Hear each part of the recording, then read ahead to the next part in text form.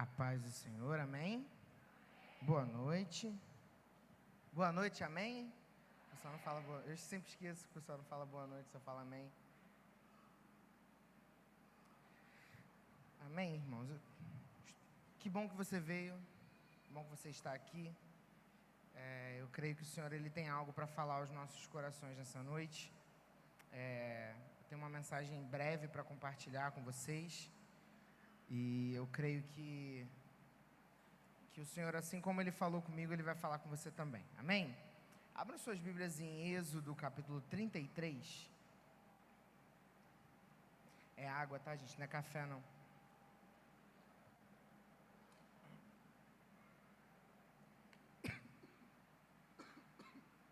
Tem engasguei, viu?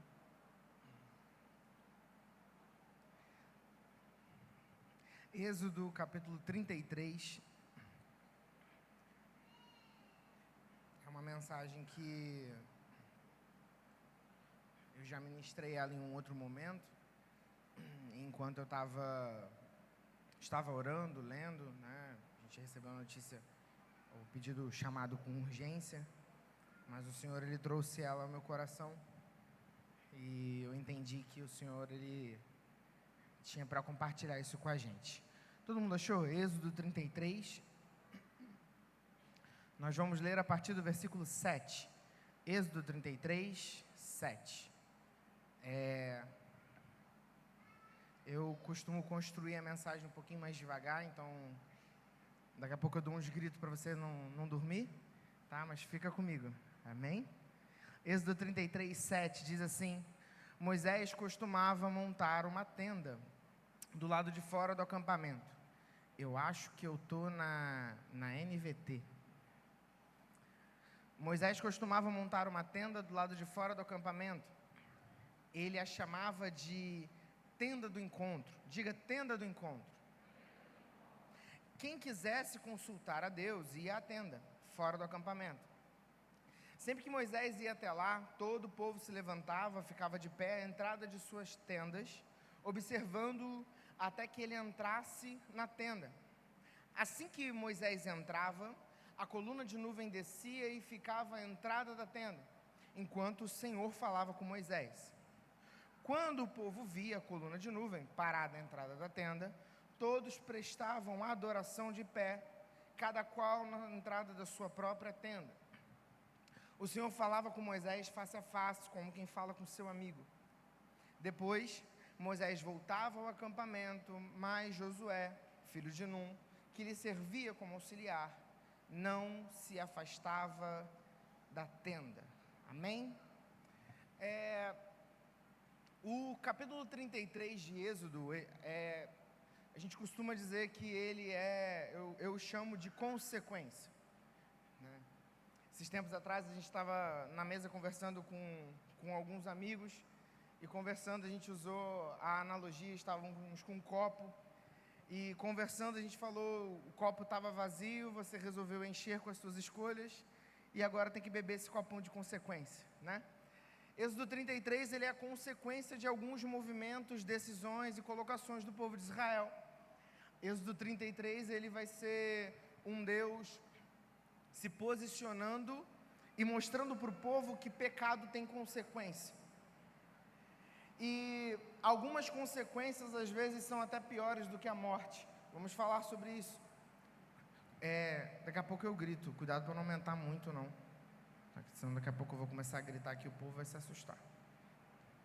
Mas Êxodo 33, ele é consequência de alguns movimentos. Por exemplo, aqui Deus já tinha estado com Moisés lá no Sinai. Moisés estava lá em cima no Sinai, orando, recebendo a palavra, recebendo as ordenanças. Fica aqui bonita, né? Brigaram comigo da última vez. Ficou aqui? Ficou aqui? Amém. Recebendo a palavra, recebendo a revelação, recebendo os mandamentos que o Senhor tinha para o povo, a direção que Deus tinha para o seu povo.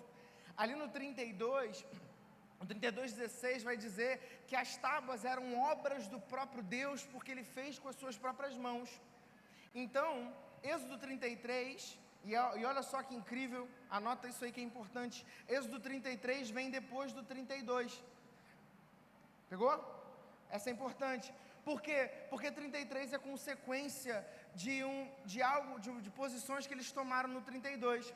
Enquanto Moisés estava em cima do Monte Sinai, enquanto Moisés estava lá em cima recebendo aquilo que o Senhor tinha para o povo, as diretrizes, as direções, e não era algo simples, a gente está falando de 40 dias de jejum, a gente está falando de um movimento de santificação muito grande, um preço sendo pago para receber algo para o povo chega lá embaixo, ele olha um para o outro e diz, acho que 40 dias o cara lá em cima, sem nada para comer, ele está morto. Então eles olham para Arão e eles dizem, Arão, façam para a gente algum outro Deus. Esse ponto ele é importante, é só uma vírgula que eu gosto de colocar, mas nós precisamos repensar sobre isso, porque imagina, o que Moisés ele era para o povo? Moisés era o líder, diga líder. Moisés era líder do povo, Moisés era o sacerdote do povo, ele era o guia do povo, mas quando Moisés se ausentou, demorou para voltar, quando o povo achou que Moisés morreu, o Moisés procura Arão e pede um Deus. O povo olha para Arão e fala, Moisés está morto, faz assim, levante para a gente algum outro Deus para que o sirvamos. E isso é algo que a gente precisa pensar, porque esse movimento não foi decisão de Moisés se colocar como Deus para o povo, mas é porque muitas vezes a gente coloca a nossa esperança tão vidrada em pessoas, que daqui a pouco a gente troca a nossa adoração, e nós passamos a servir pessoas ao invés de quem eles representam. Nós começamos a adorar representantes espirituais ao invés do Deus. Passamos a servir representantes espirituais ao invés do Deus da pessoa. Nós precisamos sim honrar o homem de Deus, mas muito mais do que isso, honrar o Deus do homem. Nós precisamos sim nós precisamos respeitar o pregador da palavra, mas precisamos adorar a palavra que o pregador traz. Amém? Então o povo agora ele levanta um Deus. E por causa disso, e esse texto ele é muito legal, eu gosto muito dessa passagem, estou só construindo esse raciocínio para a gente poder chegar lá, mas por causa disso, nesse momento, de repente Deus olha para Moisés, Deus chega para Moisés, e sabe quando o filho apronta, né? O filho apronta, e aí o homem olha para a mulher e fala, você viu lá? Ela, viu o quê? Seu filho está fazendo besteira. Deus chega para Moisés e fala, Moisés, levanta e desce lá, porque o seu povo está fazendo besteira. Moisés chega lá embaixo, quando ele chega lá embaixo, ele quebra as tábuas da lei, ele corrige todo mundo, depois você lê com calma Êxodo 32, mas a gente começa a perceber que no momento em que Deus estava tentando trazer alinhamento para o povo, no momento em que Deus estava tentando preparar o povo para chegar na terra, porque a lei não era apenas para que o povo... Pô, você voltou, cara? Vou até cantar, nem ia. No momento em que Deus estava preparando o povo para entrar na terra, porque as leis, elas não eram, se você for pegar as leis, a maior parte delas ensina o povo a cuidar da terra, a plantar correto, a cuidar da saúde, a cuidar do estrangeiro. Então, a gente percebe que as leis era Deus preparando o povo para viver na terra prometida. Então, enquanto Deus estava preparando o povo para viver a promessa, o povo estava virando as costas para a palavra da promessa, para servir aquilo que eles viam. Isso acontece muitas vezes com a gente. Existem palavras e ordens que o Senhor traz para os nossos corações, traz para o nosso dia a dia, que no fim das contas, às vezes a gente não quer seguir porque a gente acha muito pesado. E aí a gente fica tão preocupado com a promessa, mas esquece das palavras e das ordenanças. Mas entenda, toda lei, toda palavra que o Senhor traz para o seu coração, Ele está te preparando para chegar no lugar da promessa. Então o povo, ele vira essas costas. Outra curiosidade sobre isso, mas é interessante porque quando Deus ele começa a recolher os utensílios, as doações para montar o tabernáculo, Ele manda fazer um censo, e todos os homens acima de 20 anos precisavam doar aquilo que era equivalente a 20 gramas de prata. Então todos os homens precisavam doar o equivalente a 20 gramas de prata. A gente pode pensar, nossa, isso é muito, né? 20 gramas de prata, né? Falar com a mídia de semi-joias ali, 20 gramas de prata, é bastante coisa. Estou fazendo propaganda do seu... Então, 20 gramas de prata, você pode imaginar que é muita coisa, mas pensa o seguinte: ao passo que um Deus que deu ao povo, porque eles eram escravos, e como que alguém no meio do deserto vai ter prata? Ao passo que um Deus que pegou um povo escravo, deu tudo para eles, libertou eles, entregou para eles, isso aqui não é palavra de oferta não, tá, gente?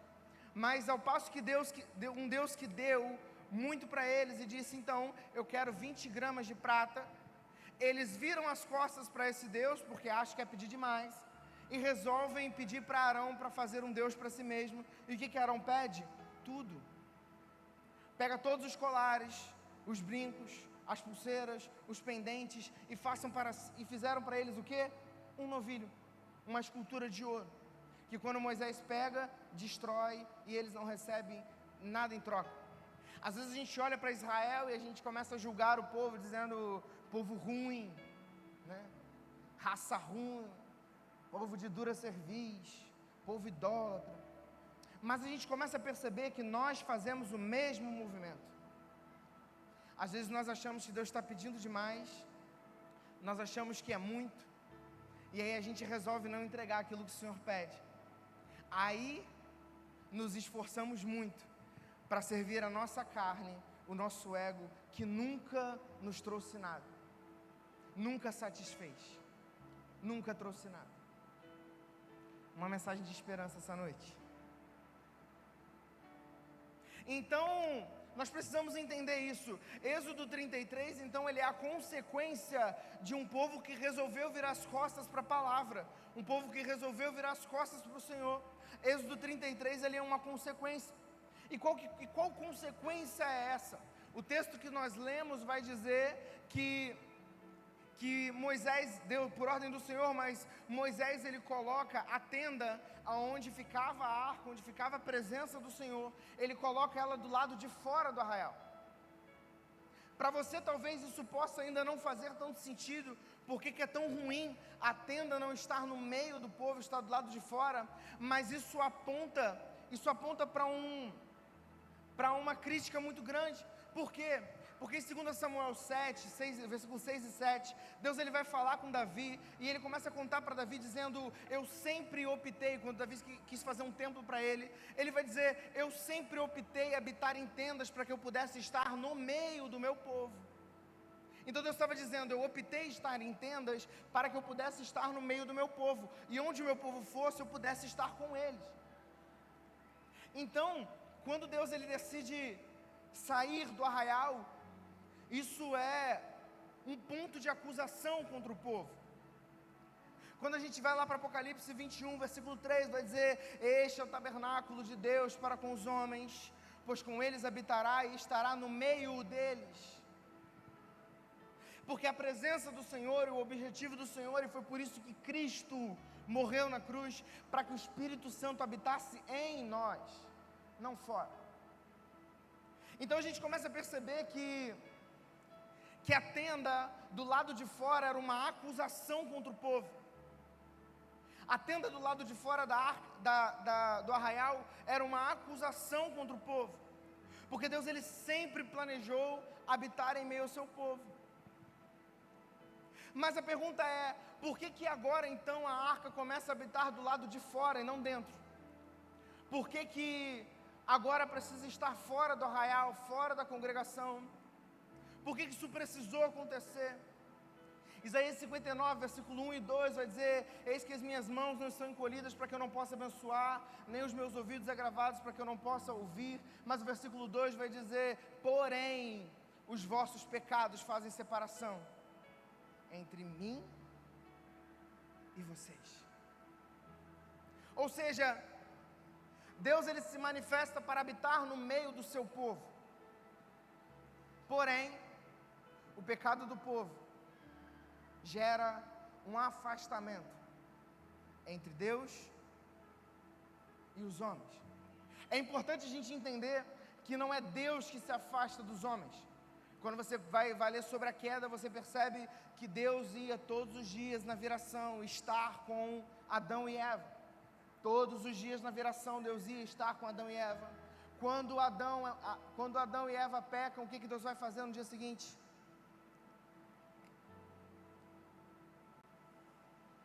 A mesma coisa. Deus vai estar com eles.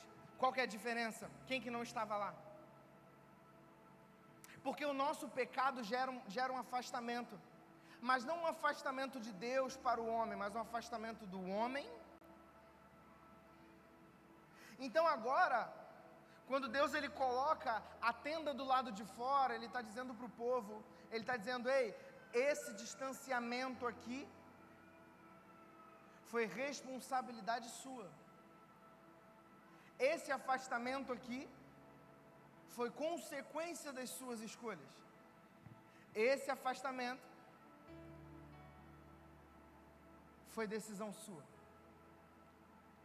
Eu preciso construir esse raciocínio com você. Mas a tenda do lado de fora era uma denúncia contra o pecado. Mas eu glorifico ao Senhor. Eu glorifico ao Senhor porque agora a gente começa a perceber, e é isso que é lindo, porque quando você começa a prestar atenção e dar enfoque ao pecado, a gente consegue encontrar muitos dedos para apontar. Só que onde abundou o pecado, a gente começa a enxergar que existe uma manifestação da graça de Deus no meio disso. Porque você vai entender. O pecado gerou o afastamento do homem para Deus. O pecado tirou a arca do meio do arraial. Porém, o Senhor poderia ter chegado para Moisés e dito, ei Moisés, faz assim, desmonta tudo, e a partir de agora, quando eu quiser falar com você, eu falo só no monte. Deus podia fazer isso? Deus poderia ter chegado para Moisés e dito, olha, a partir de hoje, eu não atendo mais ninguém. A partir de hoje, nada, vocês não vão ter mais acesso nenhum. Porém, quando você olha para o texto, a Bíblia vai dizer que Deus faz questão de dizer a Moisés, falando, ei, coloca a tenda do lado de fora, pode colocar, eles precisam entender isso, mas diga ao povo que todos que tiverem alguma questão de necessidade, eles podem ir à tenda. Deus estava dizendo, ei, gerou um afastamento entre a gente, mas eu nunca vou me colocar longe o suficiente para que você não possa me alcançar. Ei, eu acho que você ainda não entendeu. Deus estava dizendo para você, ei, não importa qual é a acusação que o seu coração tem feito a você, não importa qual é a acusação que o seu coração tem te feito, que os outros têm te feito, que Satanás tem te feito, Deus está dizendo, por mais que você tenha se afastado, eu estou me colocando num lugar visível, para que você entenda que eu não sou inacessível. Sabe, no momento em que nós chegamos numa condição calamitosa, chegamos no fundo do poço, nós podemos olhar para cima e ver que a tenda estava lá, Deus dizendo, ei, se você ainda estiver precisando, você sabe onde me encontrar. Tem um hino do pastor Lucas, pastor Lucas, hino, não vou cantar não, mas ele fala, eu estou te esperando no mesmo lugar, estou no mesmo lugar te esperando. Sabe, quando a gente peca, quando a gente se afasta, a nossa tendência natural é esse afastamento. Então nós paramos de orar, começamos a desistir de estar na igreja, paramos de fazer o nosso devocional, não queremos mais conversar com pessoas acerca da palavra da igreja, nos afastamos de pessoas, perdemos a comunhão. Mas escuta, essa palavra é muito simples, Deus te trouxe aqui hoje só para dizer, eu continuo no mesmo lugar. Você sabe onde me encontrar.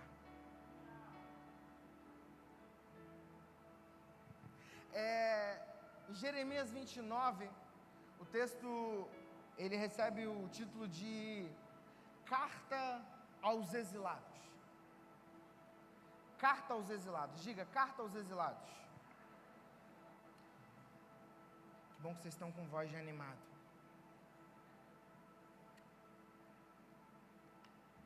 Carta aos Exilados. A, a palavra exilado aqui é gulote. Esse termo o judeu ele usa todas as vezes que eles se encontram longe de onde deveriam estar, seja geograficamente, seja espiritualmente. Ou seja, para o judeu, exílio, afastamento, distanciamento. Para o judeu, esse afastamento é todas as vezes em que você não está aonde você deveria estar, seja geograficamente, seja espiritualmente. O que ele está falando é que nessa carta, os judeus não estavam geograficamente onde eles deveriam estar. Eles estavam na Babilônia, foram chamados para estar na terra prometida, foram retirados de lá. Mas também não estavam espiritualmente onde deveriam estar, porque aqueles que cantavam agora não cantam mais, aqueles que ministravam ao Senhor agora não ministram mais. Por inúmeros momentos, às vezes, nós nos colocamos nesse lugar de exílio, sabe? Você não está aonde você deveria estar. Deus entregou um chamado na sua mão, mas você resolveu não estar onde Deus te mandou estar. Deus te colocou no seu serviço para você ser luz, só que você está se escondendo debaixo da cama, você não está aonde deveria estar. Exílio. Existe esse lugar de exílio, por muitas vezes nós nos encontramos em exílios sem perceber, nós nos encontramos afastados, seja geograficamente, seja espiritualmente, mas nos colocamos fora do lugar onde o Senhor desejava que nós estivéssemos. Palavra pesada, só que é isso que eu acho lindo do Evangelho, porque a resposta a toda palavra pesada é uma mensagem de esperança, porque o texto que Deus dá e a carta que Deus manda escrever àqueles que estavam fora do lugar onde deveriam estar, lá no versículo 13 vai dizer: se me buscardes de todo o coração, eu serei achado. Talvez o seu coração ainda esteja queimando por causa disso, dizendo: eu não estou entendendo o que está acontecendo, eu não estou vivendo o que eu deveria estar vivendo, eu estou fora daquilo que o Senhor me chamou para fazer, eu talvez não esteja fazendo exatamente aquilo que o Senhor espera de mim. Mas existe uma palavra importante, é Deus dizendo: a tenda está num lugar visível. Deus diz: se me buscardes de todo o coração, eu serei achado. Sabe a resposta para nos tirar desse exílio e nos colocar de volta onde deveríamos estar? Se me buscardes de todo o coração, serei achado. Mas existe algo mais lindo, porque ele diz: se me buscardes de todo o coração, serei achado, e eu acabarei com o exílio e os trarei de volta. Se me buscares de todo o coração, serei achado, eu acabarei com o exílio e lhe trarei de volta. Ei, está sentindo que você está fora daquilo que o Senhor chamou para você?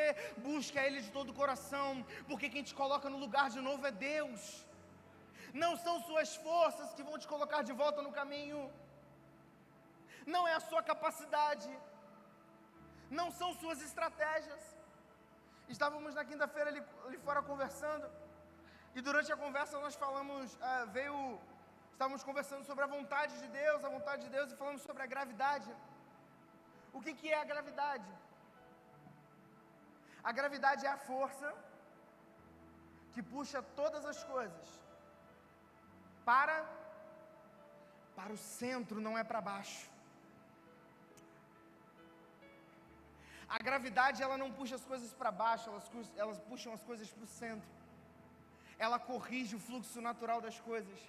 A gravidade é uma força que age nas leis da física, mas existe um Deus que age no mundo espiritual e que Ele também puxa todas as coisas de volta para o centro. Então é Deus dizendo: se me buscares de todo o coração, eu serei achado, e eu vou restaurar você do exílio, eu vou te trazer de volta para o centro.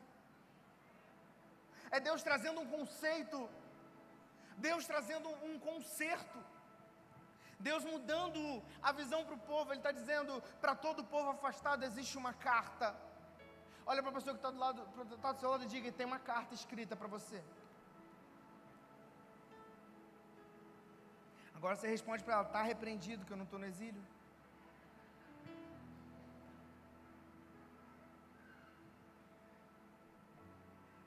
Ei, se você entrou aqui hoje, o Senhor tem essa palavra para o seu coração.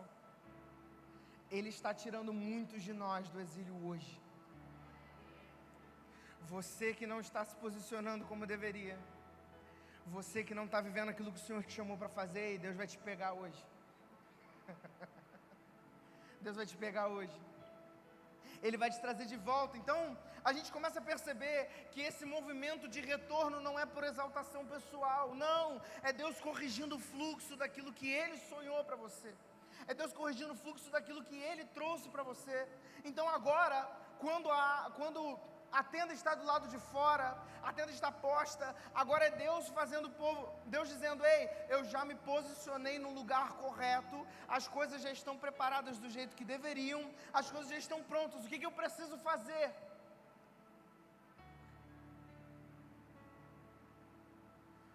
Mexa-se, porque tem uma frase que o Zer ele fala, diz que a gente ora para que Deus renove as nossas forças, mas a gente não se esforça. Então, agora a tenda ela se coloca num lugar, um movimento de graça, Deus dizendo: não vou me tornar inacessível para vocês, vocês conseguem me alcançar. Quando vocês tomarem postura.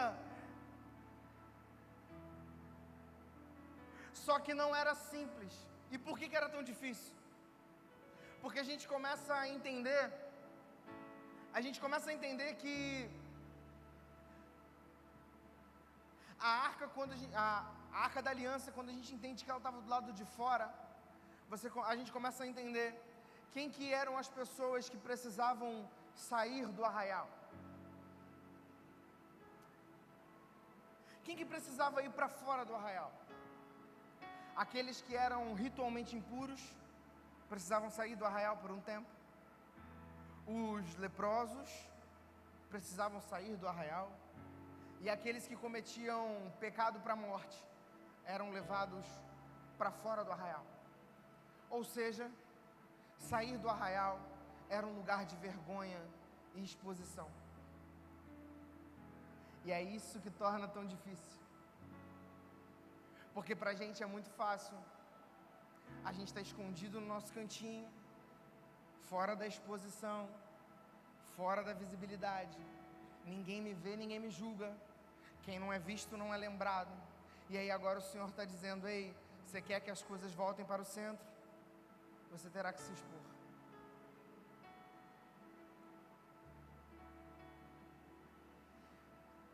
Ei, eu sei que essa palavra é específica para algumas pessoas, mas entenda isso, Deus está dizendo: você quer que as coisas voltem para onde deveriam estar?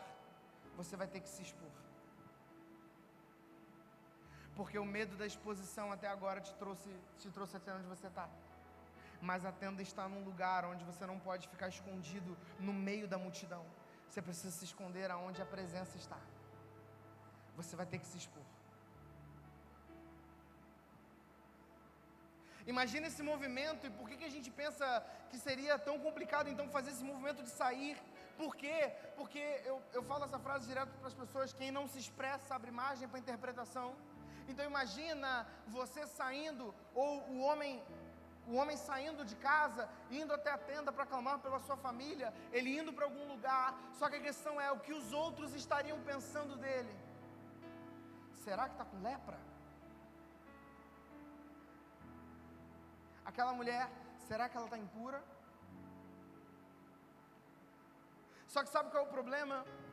É que quando a gente gasta muito tempo preocupado com a opinião dos outros, a gente esquece sobre a opinião que Deus tem sobre nós.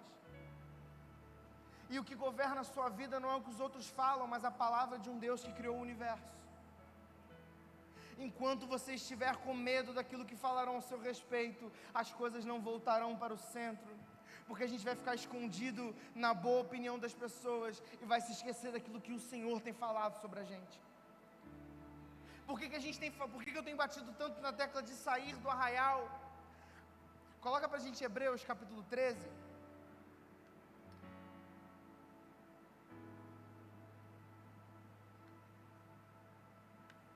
Hebreus capítulo 13, versículo 10. Diz assim, vai ser do 10 ao 15. Temos um altar de que não tem direito de comer os que servem ao tabernáculo. Porque os corpos dos animais cuja sangue pelo pecado, trazido pelo sumo sacerdote para o santuário, são queimados aonde? São queimados fora do... Essa é a NVI, minha versão está fora do arraial, fica mais bonito. E por isso também Jesus, para santificar o povo pelo seu próprio sangue, padeceu fora da porta. Saiamos, pois, a ele fora do arraial, levando o seu vitupério, porque não temos aqui cidade permanente, mas buscamos a futura. Portanto, ofereçamos sempre por ele a Deus sacrifício de louvor, isto é, o fruto dos lábios que confessam o seu nome. O texto está dizendo, ei, assim como a arca foi posta do lado de fora, assim como aqueles que queriam encontrar a arca precisavam se expor do lado de fora do arraial, agora Hebreus vai dizer que Deus, que Cristo, o Deus encarnado, também foi colocado do lado de fora do arraial, e Ele está dizendo, ei, você quer ser alcançado pelo sangue, pelo sacrifício daquele que está fora do arraial? O que você precisa fazer? Saia também. Quer ser alcançado pelo sangue, pelo sacrifício daquele que está fora do arraial? Então saiamos também. Por quê? Porque a finalidade disso é estar onde Cristo está. Então agora ele está dizendo, e o texto termina dizendo, ofereçamos a ele sacrifício de louvor, mas aonde? Do lado de fora da multidão dos pensamentos, da multidão de conselhos, da multidão de opiniões. Ele está dizendo, você vai para um lugar onde apenas a arca está, onde apenas a presença está, onde o sangue derramado por você está. Vá para fora do arraial. O Senhor, Ele está alinhando de novo as coisas. Eu preciso estar onde Cristo está.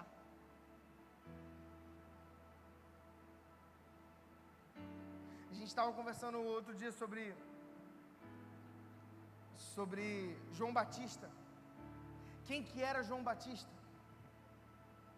Filho de Zacarias, sacerdote.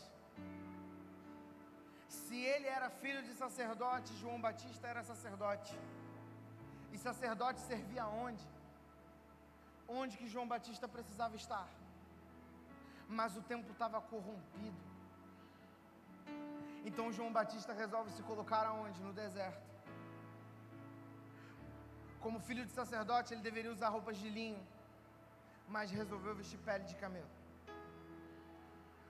Como filho de sacerdote, ele poderia comer do melhor de Israel, mas resolveu comer mel silvestre e gafanhoto. Mas qual que é o ponto fundamental das coisas? Onde foi que João Batista foi encontrar Jesus?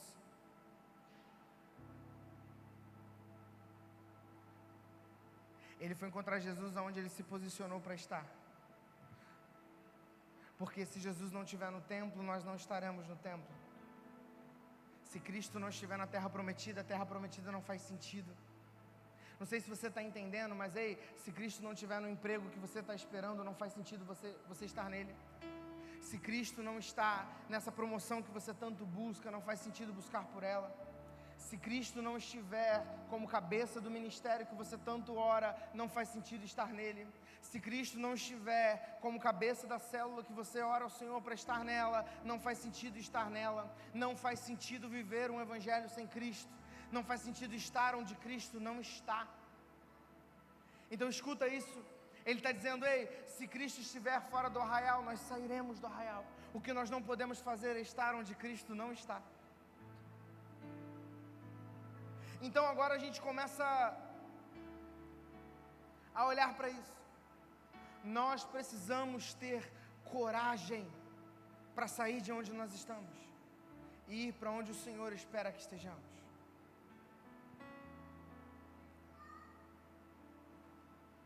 Eu sei que é uma mensagem mais dura de engolir, mas eu preciso que você entenda isso.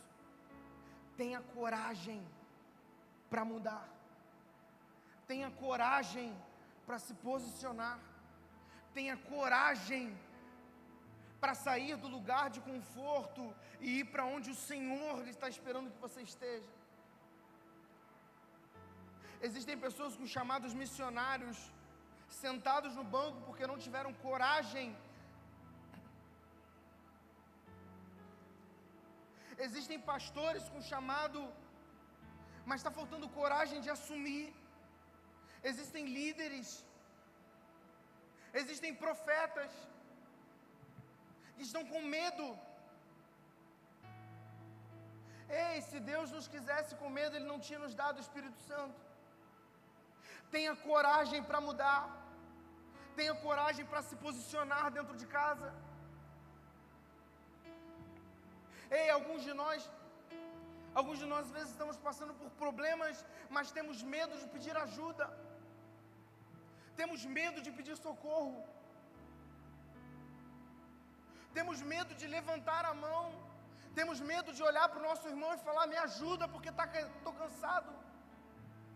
Ei, a palavra diz: levai o fardo uns dos outros, porque assim cumprireis a lei de Cristo. Ei, aquele que te ajuda porque é teu irmão e porque Cristo mandou. Então tenha coragem de pedir ajuda. Às vezes está sangrando até a morte, mas por quê? Porque está faltando coragem. Tenha coragem para sair do arraial. Quando o teu coração, quando o Espírito Santo te chama para o altar, tenha coragem para levantar. Eu falei isso da outra vez, vou te honrar aí, aumenta um pouquinho, aumenta um pouquinho.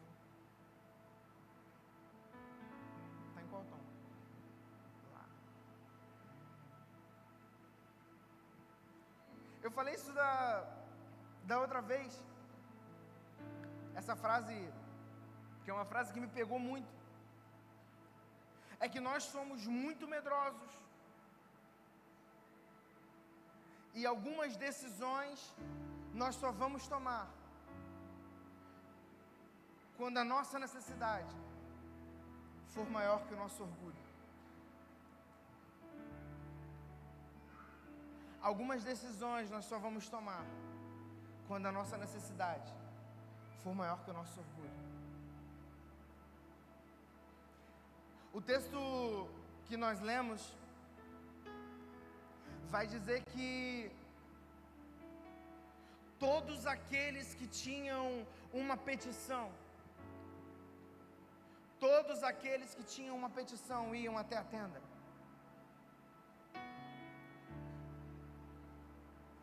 Necessidade. Todos aqueles que tinham necessidade, e que a necessidade superava o orgulho e o ego, então se levantavam, não pensavam sobre os comentários que o arraial faria, saía do arraial e ia até a tenda. Algumas decisões você só vai tomar quando a sua necessidade for maior que o teu orgulho. E aí eu fico imaginando agora um pai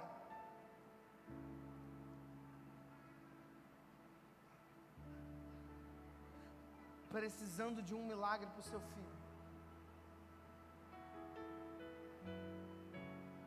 No meio do deserto não tem médico, não tem remédio. O que ele precisa de um milagre. Então imagina um pai à noite se santificando, se preparando, e no dia seguinte ele começa a caminhar, sai da sua tenda e vai caminhando até a saída do arraial. Aumenta mais um pouquinho o volume, não que eu não estou ouvindo.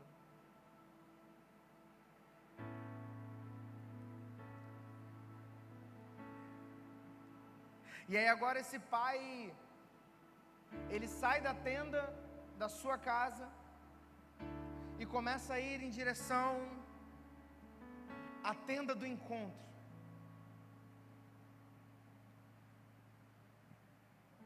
Só que aí de repente, como ele está andando de manhã cedo, as outras pessoas começam a olhar. E às vezes a pessoa nem está pensando em você, nem está te julgando, mas a gente se julga, a gente se condena. E a gente coloca palavras na boca de pessoas que não disseram. Mas aí o coração dele começa a se condenar. Só que ele não pode voltar para casa. A necessidade é grande. Então, como a necessidade é maior do que o orgulho, então agora ele precisa enfrentar os olhares e ir até a tenda onde tem um Deus que pode resolver. Talvez você possa estar pensando: ei, eu não tenho problema de doença na família, meu problema não é o desemprego, mas você está sofrendo com exílio. Lembra? Não está geograficamente onde Deus queria que você estivesse. Não está espiritualmente onde Deus queria que você estivesse. Então agora existe uma necessidade. Agora a pergunta é: seu orgulho ainda é maior do que a sua necessidade?